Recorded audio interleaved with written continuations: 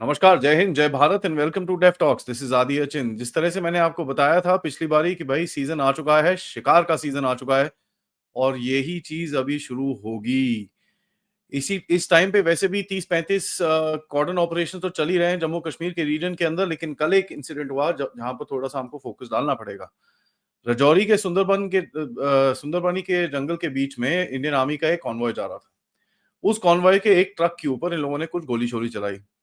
अब सामने से गोली चलाई है और काफी मतलब दिखता है कि काफी दूर से गोली चलाई है, सामने से चलाई। और ड्राइवर ऑब्वियसली उसने अपने आप को बचाने के चक्कर में साइड में जाके ट्रक को लगा लिया। नाउ ट्रक के ऊपर, हर ट्रक के ऊपर मशीन गन्स लगे होते हैं और मशीन गनर की तरफ से फायर खोला गया। वहां से 2 4 5 6 गोलियां आई और इधर से फिर एक बराज ऑफ गोली गई। जब ये लोग वहां से चुपके उठ के भाग गए। नाउ इसको अगर आप देखेंगे, ये पिछले साल एक दो जगह पे इंसिडेंट्स हुए थे जहां पर इंडियन आर्मी के किसी एक ट्रक को या किसी कॉन्वॉय को इन लोगों ने एम्बुश करा था। और ये एक जो एसओपी टाइप निकला है, स्टैंडर्ड ऑपरेटिंग प्रोसीजर टाइप निकला है, to hit and run sort of this thing, and एक वनरेबल जगह में ढूंढ के उधर पे जाके इनको मतलब एम्बुश करने का, एम्बुश लगाने का। ये एक तरीका नया हमने पिछले साल से और पहले भी देखा था ये, बट पिछले साल इस तरह के इंसिडेंट्स काफी सारे हुए थे। तो यही चीज इन लोगों ने दोहराने की कोशिश करी, although luckily speaking and God bless all of them, कि हमारे किसी भी जवान को कोई इंजरी नहीं आई, कोई कैजुअलिटी नहीं, कोई कुछ नहीं हुआ। Everything, they were all safe and sound, everything is all right. Pakistani accounts और ये जो टेररिस्ट के अकाउंट्स हैं उनकी तरफ से तो भैया एक पूरा प्रोपेगेंडा फैलाया गया कि भाई 15 मर गए, 15 इंडियन आर्मी के सोल्जर्स उसके अंदर गए। अच्छा जी, जब ट्रक की फोटोएं आई देखा तो यार उसके पीछे ईंटें थी। सोल्जर्स कहाँ बैठेंगे, वो ट्रक पूरा भरा हुआ था ईंटों से। तो मुझे समझ में नहीं आता, आगे दो बैठे होंगे, एक ऊपर गनर होगा, उससे ज्यादा क्या होगा। एंड यू कैन इमेजिन 3 लोग थे, इनके ऊपर फायर हुआ, गनर ने गोली चलाई और ये इसके जो भी पाकिस्तानी टेररिस्ट थे सारे वहां से भाग लिए। तो इसमें 15 ये वो जो भी एक एक पूरा प्रोपेगेंडा चलाने की कोशिश रहती है हमेशा हमेशा इनकी। This is something that we need to obviously avoid. But ये एक इंसिडेंट है जहां पर आपको दो तीन चीजें सीखने को मिलेंगी। सबसे पहले कि भाई इनके पास कोई नया मोडस ऑपरेंडी नहीं है। ठीक है, जो टेररिस्ट है इस टाइम पे, इनका मोडस ऑपरेंडी वही है जो पिछले साल था। They have not change their tactics much. ठीक है, ये एम्बुश के टैक्टिक्स में लगेंगे तो अपने इंडियन आर्मी को थोड़ा सा ऑब्वियसली केयरफुल रहना पड़ेगा और रिटेलिटरी फायर जिस तरह से किया गया उस तरह करना पड़ेगा एंड हैवी फायर डालना पड़ेगा। दूसरा चीज, थोड़ा बहुत टेक्नोलॉजी का जो यूज ऑलरेडी शुरू हो चुका है उसको I think that needs to go up. उसके बारे में मैं आपसे और भी बात करूंगा। Obviously thank God no casualties. और इसका एक चीज हमको बड़ा क्लियर है कि भाई कैजुअलिटीज होना is something that is obviously not acceptable.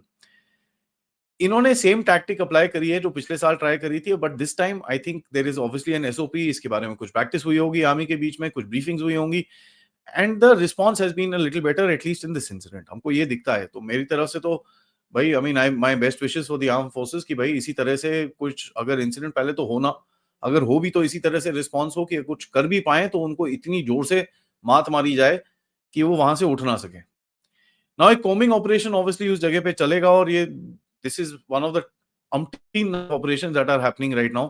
And हमने ये भी देखा कि थोड़े टाइम आई मीन उसी टाइम पे बाय द वे जब ये सब चीज चल रहा था, एलओसी के ऊपर एक सस्पिशियस मूवमेंट सी आई। सस्पिशियस मूवमेंट कहां पर आई? कीरी बताल एरिया के अंदर, अखनूर में, वो भी अगेन जम्मू के अंदर। और वहां पर फिर हमारे जवानों ने गोली शोली चलाई। उसके बाद हमने एक और इंसिडेंट देखा। हमने देखा कि बीएसएफ वालों ने पठानकोट इंटरनेशनल बॉर्डर की तरफ वहां पर कुछ मूवमेंट देखी और एक बंदा क्रॉस करने की कोशिश कर रहा था, उसके ऊपर गोली चलाई, उसको तो वहीं पर धर दिया। ठीक है, और वो अप्रोच कर रहा था फेंस को, उसको वहीं पे धर दिया and the guy is dead there.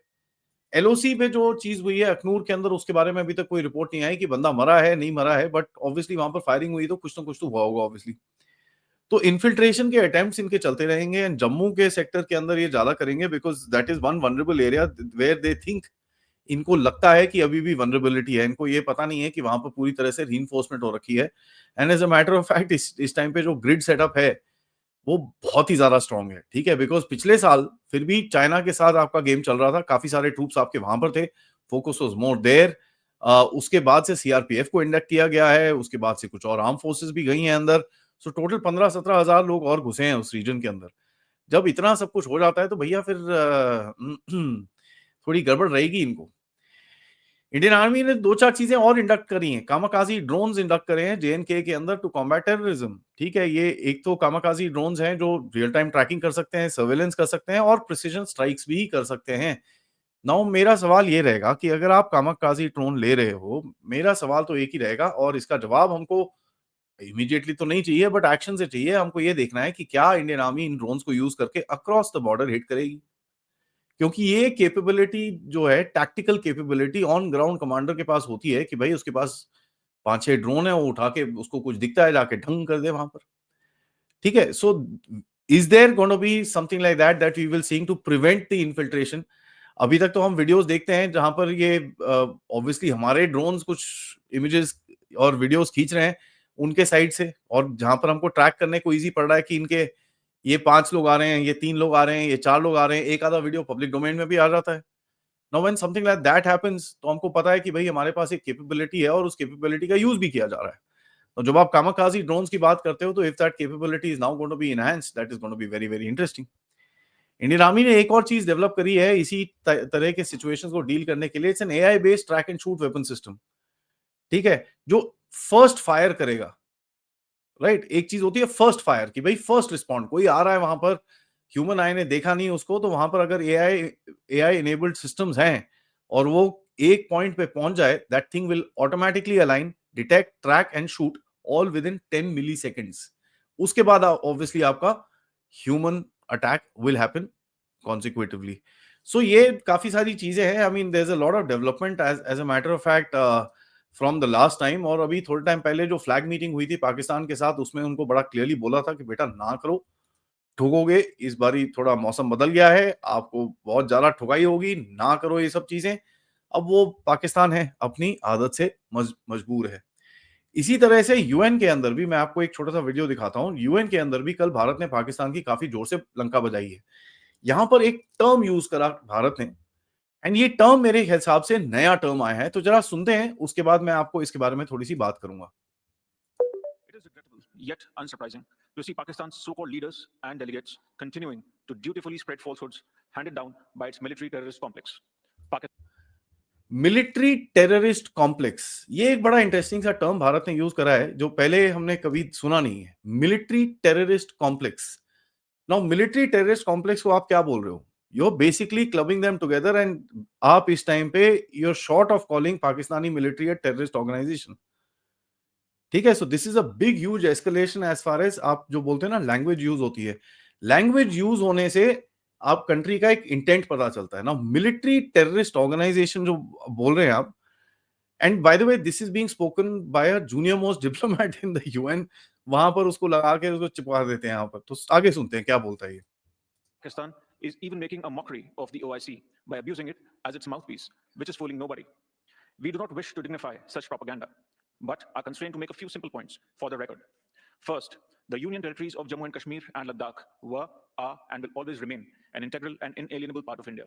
Second, the unprecedented political, social, and economic progress in Jammu and Kashmir in the past few years speaks for itself. These successes are a testament to the people's trust in the government's commitment to bring normalcy to a region scarred by decades of Pakistan-sponsored cross-border terrorism. Third, as a country where human rights abuses, persecution of minorities, and systematic erosion of democratic values constitute state policies, and which brazenly harbors UN-sanctioned terrorists, Pakistan is in no position to lecture anyone. Instead of its unhealthy obsession with India, Pakistan should focus on providing actual governance and justice to its own people. Mr. President, it is unfortunate that this council's time continues to be wasted by a failed state, which thrives on instability and survives on international handouts. Its rhetoric reeks of hypocrisy, its actions of inhumanity, and its governance of incompetence. India remains focused on democracy, progress, and ensuring dignity for its people, values that Pakistan would do well to learn from. I thank you. Oh boy. Now that's a hard statement. Now ये होता क्या है यार? These are politics that is played on the UN level. Pakistan जो है इस time पे UN security council में जो बोलते हैं ना नॉन परमानेंट मेंबर का उसका जो रोटेशनरी टर्म है वो वहां पर सर्व कर रहा है। तो ऑब्वियसली वो इस अपॉर्चुनिटी का फायदा उठा के कुछ उल्टे सीधे काम करने की सोचेगा। अब वो उल्टे सीधे काम का जवाब भी एक जूनियर मोस्ट डिप्लोमेट आके अगर आपको ठोकता है तो आपको समझ में आना चाहिए कि आपकी औकात क्या है। और यही चीज शहबाज शरीफ के साथ भी करी थी जब पिछली बारी वो यूएन में आके काफी बकवास करके गया था। सो देखिए पाकिस्तान का इंटरेस्टिंग सा गेम है, एंड पाकिस्तान को बड़ा क्लियर है कि साहब एक तरफ से आसिम मुनीर को पता नहीं चल रहा कहां पर खड़ा है, क्या कर रहा है। भारत के साथ वो कुछ उंगली करना चाहता है, so that he can get some more sympathy from the people, get some more control over the army. But मेरे हिसाब से साहब his times are coming to an end, क्योंकि Asim Munir directly is under now a lot of threat. ठीक है, और इसके बारे में हमने राजा मुनीब साहब के साथ बात करी है। सो यार ये गेम ज्यादा चलेगा नहीं, and I don't think India is going to be as tolerant as last year, क्योंकि पिछले साल जो ग्लोबल जियोपॉलिटिकल एनवायरनमेंट था वो अलग था। इस बार ही जियोपॉलिटिकल एनवायरनमेंट थोड़ा अलग है। India is not going to be tolerant over the as last time, तो ये चीज इनको समझनी पड़ेगी। एंड अगर भगवान ना करे कुछ इंसिडेंट हो गया, तो पाकिस्तान को फिर से चाय बना के रखनी पड़ेगी, क्योंकि इस बार ही चाय अपने आप को ये और अपने आर्मी के सोल्जर्स जो सरेंडर होके आएंगे उसको उनको पिलानी पड़ेगी। They are not in the position of doing anything right now, because ये जो एक्शन का और ये जो धमकी टाइप मैंने दी है वो भारत नहीं करेगा, वो करेगा टीटीपी, वो करेगी बीएलए, वो होगा आपके साथ बलूचिस्तान में। और इसके ऊपर बड़े शॉर्टली मैं आप शो करने वाला हूं, where I am going to tell you, जो हम लोग इतने टाइम से बोल रहे हैं कि बलूचिस्तान गया साहब, there is a lot of now evidence coming out कि this thing is going to declare independence very very soon. So leaving that as a teaser, thank you so much for watching this video. ये video को like करिए, subscribe करिए channel को अगर आपने नहीं करा, and most importantly share this with your friends and families. आप लोग इस चैनल की तरफ कंट्रीब्यूट भी कर सकते हैं यूजिंग द क्यूआर कोड या फिर पेपैल या फिर super sticker super chats. Thank you for watching. आज दोपहर में as a special show, because General Narayan travel कर रहे हैं सैटरडे को, तो आज दोपहर में हमारे साथ 3:15 बजे होंगे। So don't miss that show, it's gonna be interesting, way we talk about भाई साहब भारत का जो IMEC है वो किस तरह चाइना का BRI के साथ उसको गिराने की पूरी पूरी कोशिश करेगा। And then of course we will talk about more global geopolitics as well. Thank you, Jai Hind, Jai Bharat.